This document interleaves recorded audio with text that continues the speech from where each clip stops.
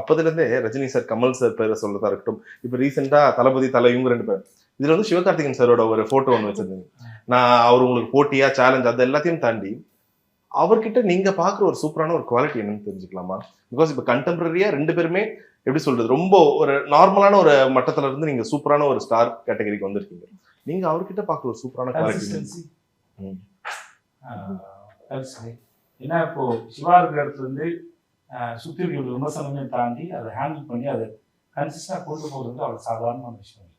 அது ஒரு பெரிய பொறுமை வேணும், இல்லை ஸ்ட்ராட்டஜி வேணும். எப்படி பண்ணுறாங்கன்னு தெரியல, பட் ஆனால் அது கன்சிஸ்டன்ட் வந்து ரொம்ப அழகாக ஹேண்டில் பண்ணுவார். மற்றபடி அவருடைய வேலையோ, நடிக்கிறதோ, பாட்டு பாடுறதோ, டான்ஸ் ஆடுறதோ, பாட்டு எழுதாது, அதெல்லாம் சிறப்பாக பண்ணுறாரு.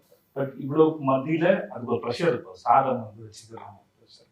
நான் கோத்ரூ பண்ணுறேன், கண்டிப்பாக இருக்கும். அதனால் அந்த கன்சிஸ்டன்சி வச்சுக்கிறது வந்து அவ்வளோ சாதாரண விஷயம். நிறைய பேருக்கு வந்து கெட்டவராக தெரிய வாய்ப்பு இருக்குது இண்டஸ்ட்ரியில். எல்லாரும் மீட் பண்ண முடியாது, ஏதோ ஒரு அந்த கன்சிஸ்டன்சி மெயின்டைன் பண்ணுறது இட்ஸ் நாட் ஈஸி. அது இயல்பு தானே, அது இயல்பு தானே. இது நீங்கள் வந்து உங்களை நம்பி பணம் போடுறவங்களுக்கு அது ரிட்டர்ன் வரணும் இல்லை.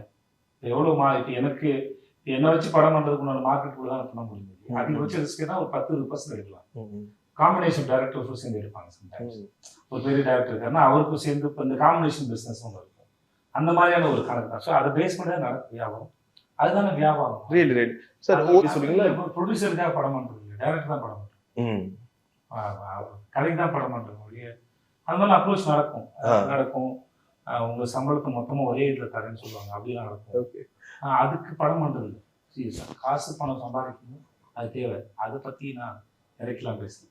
ஆனால் அது சரியான படத்து மூலமாக இருந்தால் தான் நம்ம நிற்கும் அடுத்தடுத்து போகிறதுக்கு. இல்லாட்டி மக்கள் மத்தியில் இருக்கிற பேர் வந்து கொஞ்சம் நம்பிக்கை போயிடுச்சுன்னா திரும்பி அதை கெயின் பண்ண முடியாது. சில படம் அந்த சமயத்தில் சரியாக போயிருக்காது. ஆனால் காலம் தள்ளி அந்த படத்தை இப்போ நான் கடைசி விஷயம் ஒரு படம் பண்ணேன், நல்ல படம் தான். தியேட்டரில் அதோட கலெக்ஷன் 65 லட்ச ரூபா தான் வந்தது. ஆனால் அந்த படம் உருவாக்குறதுக்கான செலவு ரொம்ப பெருசு தான் எனக்கு அதில்.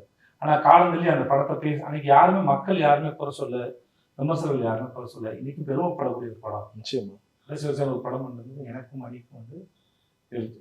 அவ்வளோ இப்படி ஒரு படத்தை பண்ண முடியுமா, ஸ்பிரிச்சுவலாக இப்படி ஒரு படத்தை பண்ண முடியுமாங்கிறது நம்ம மூலமாக நிகழ்ந்தது, அது பெரிய சந்தோஷம். ஆனால் அந்த படத்துக்கு உண்டான லேட்டரானாலும் அந்த படம் சம்பாதிச்சு ஒரு பேர் இருக்குல்ல, அதுதான் உங்களுக்கு சப்போர்ட். ஒருவேளை பெருசாக ஒரு படம் பண்ணி அந்த படம் வந்து பிரம்மாண்டமாக இருந்து அது மக்களை பிடிக்கலை, போய் சேரலை அப்படின்னா அதுதான் கெடுக்கும். மற்றபடி அப்படி ஒன்றும் இல்லை.